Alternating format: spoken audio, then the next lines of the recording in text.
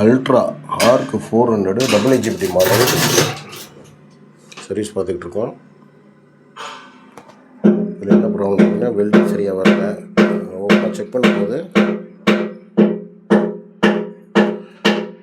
பார்த்தா diode open ஆகிருக்கு. ஆக்சுவலாக ஏற்கனவே ஒரு டயோடு போயிருக்கு. இது புது டயோடு போடாமல் என்ன பண்ணியிருக்காரு, இன்னொரு ஒரு வீணாக போன டயோடு, அதாவது ஒரு பக்கம் மட்டும் நல்லாயிருக்கும், மேக்ஸிமம் அப்படி தான் இருக்கும், ரெண்டும் ஷார்ட் ஆகாது, இல்லை ஓப்பன் ஆகாது. இவர் என்ன பண்ணுறாருன்னா,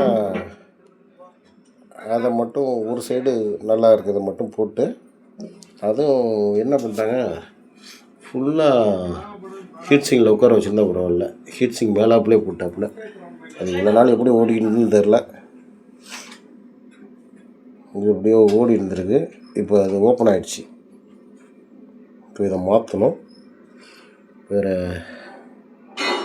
என்ன போயிருக்குன்னு பார்க்கலாம்.